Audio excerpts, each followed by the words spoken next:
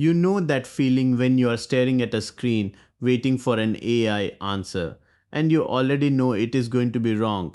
Look at the software engineer in the center of the image, completely stuck. You're trying to move fast, but you're drowning in buggy code and bad architecture because you're using the same exact generic tool for five completely different jobs. Look at that central AI icon at the top, branching out everywhere. It looks convenient, but it is a trap. Trace this from left to right along those branching paths. When you use one generic model for debugging on the far left, then code review, then writing a Dockerfile, then architecture decisions, and finally UI generation on the far right, you get chaos. Look at the monitors below each path. You are getting security vulnerabilities, scalability issues, and completely unusable interfaces. But here is what is actually happening, and it is a reality check most developers miss. The problem is not that ChatGPT is bad at its job. The problem is that a tool designed to predict the next word in a chat window literally cannot read your local file system, see your container environment, or understand your live state. That structural blind spot is the entire gap between a generic answer and a working commit. Look down at that large summary block at the very bottom. That is the hidden cost. When you force a single tool to do everything, you are just piling on technical debt and slowing down your entire development cycle. A hammer is not right for every job. So, how do the top 1% of engineers actually fix this without losing speed? Now we have to get specific. Let's look at four distinct moments during a sprint where trying to force a generic chatbot into a complex technical workflow will absolutely kill your velocity. Trace the panels left to right. This is not about bad prompts, this is about using a wrench when you need a microscope. Start with that scenario in the top left, the multi-file refactor failure. You tell a simple chat interface to refactor your code, but notice how it only generates an isolated snippet. Now look at the developer. They are stuck manually copy pasting that single snippet into five separate files. Hours are lost in coordination, not creation, because the tool cannot touch your file system. Follow the line to the column to its right, the Dockerfile review. You get an error. You paste the error message into a chat window, but as that panel shows, the model is hallucinating, just guessing at the configuration problem because it has never read the actual environment file. No better prompt fixes that blind spot. Shift your focus to the bottom row, starting with the code-based navigation failure in the bottom left. Here, you get flat-out inaccuracy. You provide a small code snippet, and the model mistakenly assumes it is referencing the wrong application module. The resulting advice is perfectly logical for the wrong system, causing pure confusion. Finally, jump over to the bottom right for the UI component task. A designer provides a complete visual specification, but because the developer used a text chat description instead of a tool that could generate the component directly from the visual design asset, they waste hours building the completely wrong interface. So, how do we actually stop forcing tools into roles they were never designed for? The core issue we identified was architecture, not prompting. But by 2026, you should not be starting with a blank prompt. You start by identifying the category of the problem and letting a framework pick the right architected tool. Let's trace how that works. Look on the left, this entire flow is guided by a decision tree, and your first question is critical. Do you need to generate UI or full apps? If not, do you need the whole code base analysis? If yes, look at the large context model column, number 4. Here, Gemini Code Assist, with its 1 million token context window, answers broad questions across your entire repository in VS Code or JetBrains. But if you're building something specific and require a tight workflow, you're either in column 1 or column 2. And here is your reality check for 2026. Claude Code, DX CLI, and Grok Build are effectively the same tool category.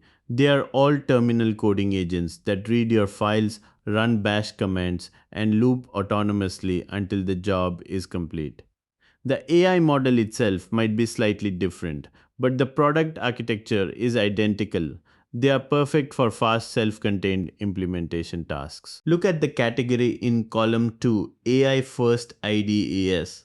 This is a very different beast. Tools like Cursor or Windsurf with Arena mode combine massive 200,000 token contexts with integrated workflows. For example, Windsurf includes memories that automatically learn your coding patterns over 48 hours. While terminal agents are surgical, AI first IDAs are your total environment with multi agent parallel flows. This architecture choice isn't just a convenience, it dictates the speed and correctness of your entire workflow. Finally, look at column 3 and column 5. They solve completely opposite problems. When you need complex reasoning on architecture or quick answers about real time debugging information, you are using reasoning and chat models like Claude and Grok. But if you answered yes to do you need UI or app generation, you're looking at the orange column on the far right. Here you must make another clear choice.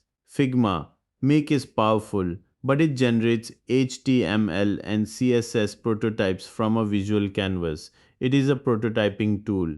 If you need production React code, you use a text prompt and let V0 generate a full stack React app using Tailwind. The tool map is now crystal clear, so you should never again use a text model for a database migration problem.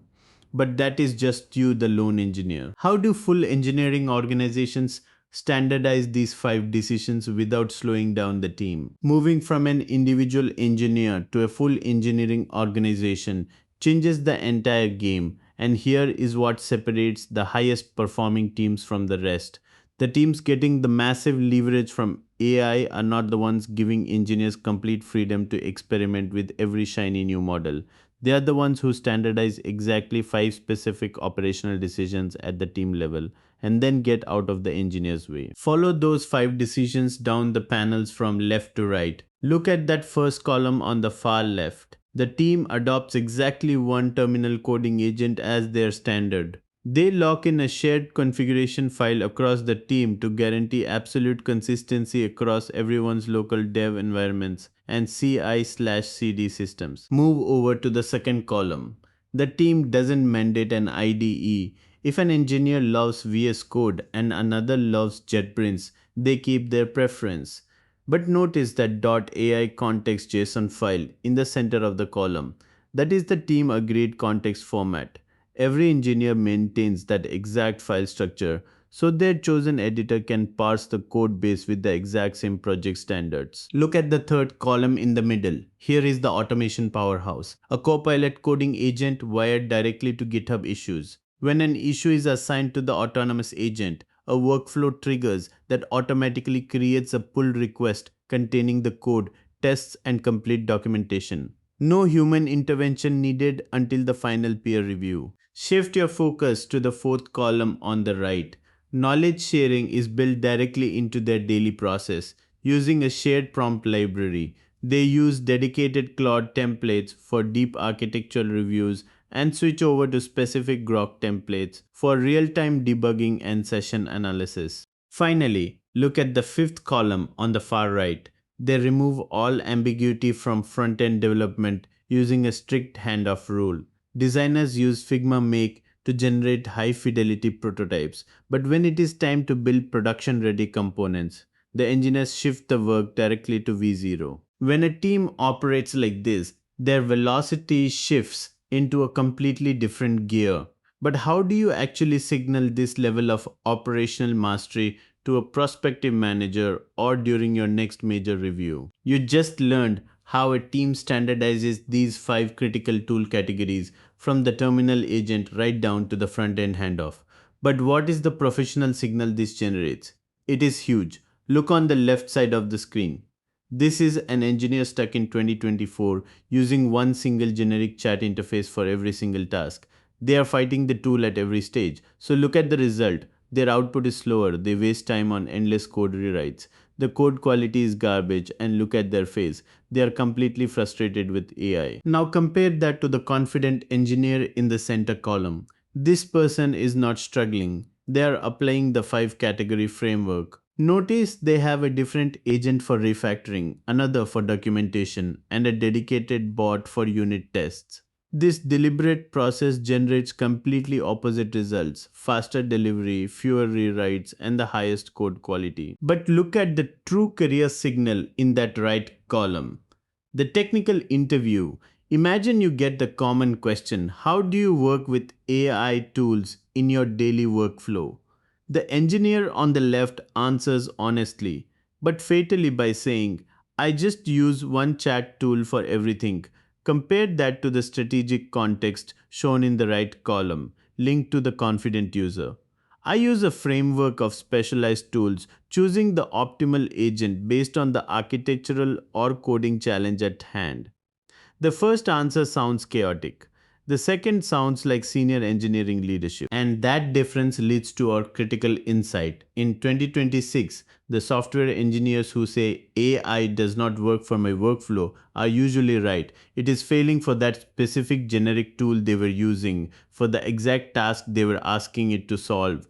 But the engineers who say AI changed everything simply switch tools to match the job. Getting the most from these tools is not about being an AI expert, it is about knowing which specialized tool to reach for in the first 10 seconds of a task. If you are ready to master this operational strategy, subscribe below. We drop new insights every single week, but knowing which tool to use is useless if none of them can read your actual code. If you are tired of generic answers and want answers specific to your code base, you have to watch the next video in this series, Configuring AI for your code base. Click the link in the description to learn how to set up .cursor rules, .windsurf rules, and cloud.md. So every tool we just discussed gives you code base specific commits instead of generic boilerplate.